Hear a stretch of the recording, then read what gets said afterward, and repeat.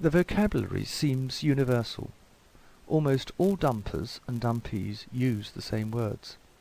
The problem of timing is evident. The dumper claims to have been trying for months and years to do something about the problem, and during much of that time was thinking about leaving. The dumpee has not heard this dissatisfaction, perhaps because he or she has started using denial long before the dumper actually left. But when the dumper makes the announcement, the dumpee really starts denying and refusing to believe that there is anything wrong. We had such a good relationship. Notice the difference in priorities. The dumper wants to work on personal growth, and the dumpee wants to work on the relationship. The dumpee is angry, and the dumpee does not express these angry emotions because the relationship ending is still in its early stages. During this period, the dumper is feeling much guilt, acting super nice, and wants to give the dumpee anything. The dumpee is feeling rejected, willing to give the dumper anything. The dumpee is feeling rejected, anxious for the dumper to come back, and afraid to express anger for fear it will drive the dumper even further away.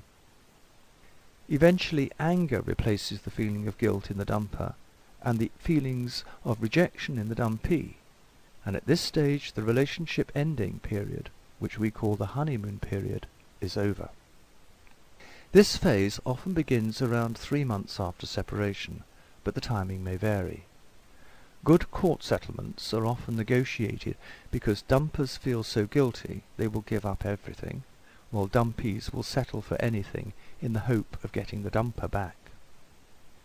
Within this basic structure there are 2 other elements to consider.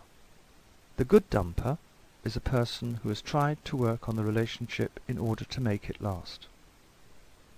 A good dumper will be willing to make changes, invest emotionally in trying to change, and enter relationship counselling, but has finally realized that the relationship was destructive to both people, and that it is better to end an unhealthy relationship than to continue to destroy each other. This person has the courage and the strength to end the relationship, and it often takes a great deal of courage and strength to do so. Then there are the bad dumpers, who are similar to, runaway children. They believe the grass is greener on the other side, and all that is needed for happiness is to get out of the relationship. There is often another relationship waiting in the wings. The bad dumper avoids dealing with feelings and avoids looking inside at attitudes that might need to be changed. Bad dumpers often leave quickly without even a goodbye or explanation of their intent to end the relationship. Good dumpees are open, honest, willing to work on the relationship, and willing to go for counselling. They seldom have had an affair, and have lightly worked on communicating. However, there are no innocent victims in the sense that they too have done things to hurt the relationship. They are basically at the wrong time and place when the internal explosion and the need to be out of the relationship takes place in the dumper. Bad dumpees, well, they're people who want out of the relationship but do not have the courage and strength to be the dumper. They make it miserable for the other person, who is then forced into being the dumper. There are few of us who fit perfectly into these 4 categories. Most people are a combination of both good and bad dumpers or dumpees.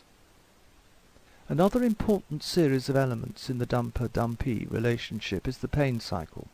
The dumper is not hurting as much when the relationship ends, but the dumpee's pain is great and motivates rapid growth and adjustment. When the dumpee is reaching a good emotional adjustment, the dumper frequently comes back and begins talking about reconciliation. This really blows the dumpee away. Gordon explained, "I devoted all of my emotional energy to learning to accept the ending of the relationship, and I'd given up completely the hope that John would come back. And then he called me." There are many different ways to interpret this phenomenon. Perhaps the dumper, in contrast to the sense of euphoria when they first left, has found it so scary out there in the single world, and that the security of the old relationship now looks too good to be true. Another interpretation is illustrated by dumpy anger. He made me the dumpee. Now he wants to make me the dumper, to share the guilt. Perhaps the best explanation comes from observing that the dumper comes back around the time the dumpee is making it successfully in terms of rebuilding their future life. So, maybe when John no longer felt the guilt and responsibility of having Gordon cling with dependency to him, he felt free to come back into the more equal relationship. The typical dumpee reaction is not to take the dumper back. Dumpees find that they can make it on their own, that being single has advantages, and that it feels good to experience the personal growth that has been unfolding during this period of separation for them. If you get a dumpee to talk long enough, you will learn what was wrong with the relationship. It is only during the first period of denial that the dumpee maintains that there was nothing wrong with the relationship. For example, now I can see what was really happening all those years. Besides, I don't see that much change and personal growth in John, so why should I want him and the old relationship back? At this point, the dumper usually gets dumped. I hope that this discussion of dumpers and dumpees will enable you to see that feelings of guilt and rejection are part of the process. Intellectual understanding is often the first step of awareness that leads to emotional understanding. Feelings of guilt and rejection are normal and typical during the ending of a relationship.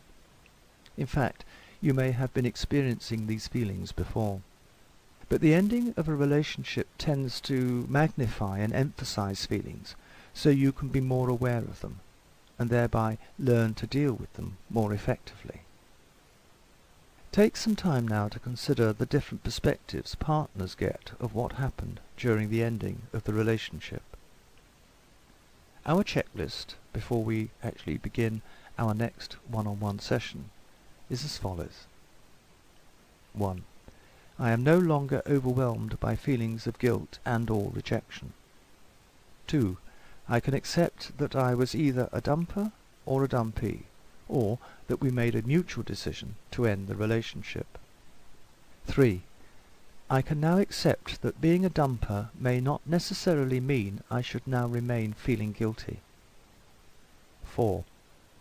I can now accept that being a dumpee may not necessarily mean I should feel rejected and unlovable.